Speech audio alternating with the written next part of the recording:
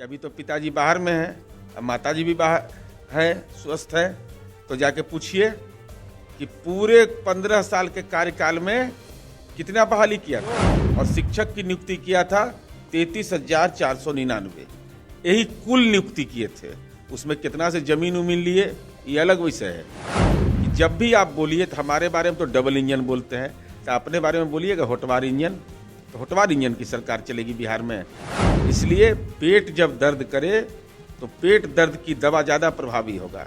पेट दर्द में अगर सर दर्द का दवा खाइएगा तो वह शरीर को अस्वस्थ कर देता है। तेजस्वी यादव ने कहा है कि एक साल में 15 लाख नौकरियां जो है वो एनडीए सरकार में खत्म हो गई है। हम बात करेंगे जेडीयू के मुख्य प्रवक्ता हैं नीरज कुमार, उनसे।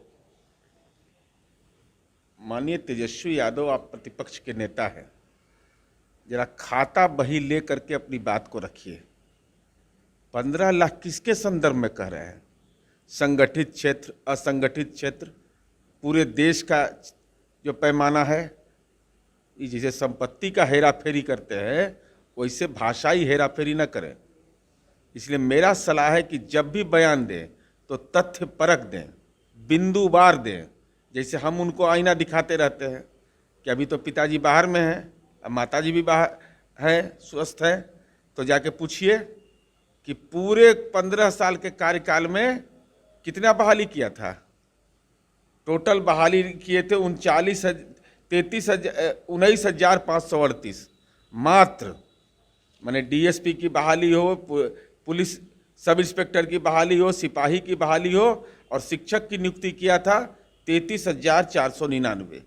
यही कुल नियुक्ति किए थे। उसमें कितना से जमीन उमीन लिए ये अलग विषय है। नौकरी लो, जमीन दो का वो अलग विषय है। लेकिन हमारी सरकार के मुखिया आदरणीय नीतीश कुमार जी ने पूरे बिहार में जो शिक्षकों की नियुक्ति की, अभी हाल में आपने देखा कि बेटी दरोगा बन के ट्रेनिंग लेकर करके उसका परेड हुआ। हर थाने में पुलिस बल में आपको बेटी पुलिस बल के रूप में मिल जाएगी। तो एहसास है लोगों को। इसलिए जब भी हम कहें, उनसे अनुरोध करते हैं कि जब भी आप बोलिए तो हमारे बारे में तो डबल इंजन बोलते हैं, तो अपने बारे में बोलिएगा होटवार इंजन, तो होटवार इंजन की सरकार चलेगी बिहार में। इसलिए जो भी आंकड़ा हो उसको तथ्य परख जरूर यह बताएं, यह हमारा अनुरोध होगा। बीजेपी कह रही है कि जेडीयू में दो मुख्यमंत्री उम्मीदवार हैं, ललन सिंह और आरसीपी सिंह। अरे हमारे यहाँ एक नेता है आदरणीय नीतीश कुमार जी, अब बिना हमारे किसी के हाड़ में हल्दी नहीं लगाए, इस सब को एहसास है। 2005 से 2021 तक लगातार जाप हो रहा है, जाप कि नीतीश कुमार जी चले जाएं। कौन कैसे यज्ञ पाठ हवन करवा रहे हैं कि कोई असर नहीं हो रहा। जनता के दिल पर हम विराजते हैं, और हमारे नेता आदरणीय नीतीश कुमार जी ने जो काम किया है, देश और दुनिया में उसको सराहा गया है। बिहार की राजनीति के संदर्भ में सबसे ज़्यादा दिन तक मुख्यमंत्री बनने वाले माननीय नीतीश कुमार जी हैं। तो जनता के दिलों पर राज करके जबरदस्ती राज कर रहे हैं। जनसंख्या नियंत्रण कानून की बात हो रही है। बीजेपी के मंत्री का कहना है कि जनसंख्या नियंत्रण कानून पहले आना चाहिए, तब जातीय जनगणना होना चाहिए। क्यों भाई? जनसंख्या किसका नियंत्रित आप करना चाहते हैं? जनसंख्या अगर नियंत्रित करना चाहते हैं तो उसके पीछे मंशा क्या आपकी है? कि मानव विकास सूचकांक को बेहतर बनाना? तो हम ये जानना चाहते हैं जातिगत जनगणना से परहेज क्यों? क्या यह कटु सच्चाई नहीं है कि आज़ादी के इतने लंबे अरसे के बाद समाज का कोई भी तबका हो, वह उसके जो आर्थिक शक्ति है, सामाजिक शक्ति है, उसमें क्षरण हुआ है कि नहीं? ये तो सब लोग कबूल करते हैं। जाति के आधार पर टिकट का बंटवारा होगा, जाति धर्म से ऊपर उठ करके हम शपथ जरूर सदन के अंदर लेंगे, लेकिन बाहर में धार्मिक सम्मेलन में भी भाग लेंगे, जातीय सम्मेलन में भी भाग लेंगे। तो गुड़ खाए गुलगुल्ला से परहेज। जातिगत जनगणना बहुत ही आवश्यक है अगर मानव विकास सूचकांक को बेहतर बनाना है।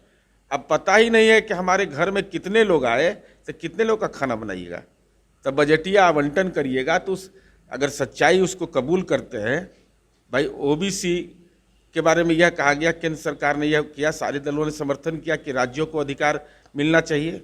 तो राज्यों को अधिकार, राज्यों के पास गणना ही नहीं रहेगी। तो गणना नहीं रहेगी तो क्या होगा? कैसे सूची में शामिल होंगे वो?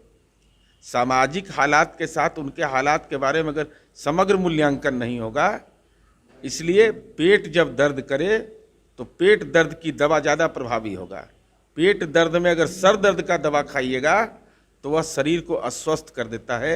वही राजनीति की मांग है अभी कि जातिगत जनगणना भी करिए और जनसंख्या नियंत्रण का बेहतर तकनीक माननीय नीतीश कुमार जी ने अपनाया कि बेटियों को शैक्षणिक रूप से हमने मजबूत किया, तो देखिए उसके नतीजे निकल कर के आ रहे हैं। ये तो मॉडल है, इस मॉडल का विश्लेषण कर लिया और इस मॉडल में सब लोग शामिल हैं, जो सरकार में शामिल हैं उनकी भी भूमिका है। वह भी जनसंख्या नियंत्रण के लिए जो हमने प्रभावी उपाय किया है उस संबंध में बेटियों के शैक्षणिक संवर्धन में उनकी भी भूमिका है, तो अपनी भूमिका को क्यों नकार रहे हैं। कोऑर्डिनेशन कमेटी के बारे में बात हो रही है, जनता दल यूनाइटेड और बीजेपी जो तमाम एनडीए में गठबंधन है, तो कोऑर्डिनेशन कमेटी की बात हो रही है, क्या कहेंगे इस पर आप? शीर्ष नेतृत्व ने तो हमारे राष्ट्रीय प्रधान महासचिव ने सारी बातों को स्पष्ट कर दिया है, तो उनके बाद है ना मेरा नंबर आता है। जब ऑल इंडिया पार्टी के माननीय केसी त्यागी जी ने सारी बातें स्पष्ट कर दी है तो उसमें क्या बोल रहा है। तो ये थे हमारे साथ इस मॉडल का विश्लेषण कर लिया और इस मॉडल में सब लोग शामिल हैं, जो सरकार में शामिल हैं उनकी भी भूमिका है। वह भी जनसंख्या नियंत्रण के लिए जो हमने प्रभावी उपाय किया है उस संबंध में बेटियों के शैक्षणिक संवर्धन में उनकी भी भूमिका है, तो अपनी भूमिका को क्यों नकार रहे हैं। कोऑर्डिनेशन कमेटी के बारे में बात हो रही है, जनता दल यूनाइटेड और बीजेपी जो तमाम एनडीए में गठबंधन है, तो कोऑर्डिनेशन कमेटी की बात हो रही है, क्या कहेंगे इस पर आप? शीर्ष नेतृत्व ने तो हमारे राष्ट्रीय प्रधान महासचिव ने सारी बातों को स्पष्ट कर दिया है, तो उनके बाद है ना मेरा नंबर आता है। जब ऑल इंडिया पार्टी के माननीय केसी त्यागी जी ने सारी बातें स्पष्ट कर दी है तो उसमें क्या बोल रहा है। तो ये थे हमारे साथ जेडीयू के प्रवक्ता नीरज कुमार। कई सवाल थे जो हमने इनसे जाने, और भी अपडेट्स देंगे महेश फाउंडेशन के साथ। नमस्कार।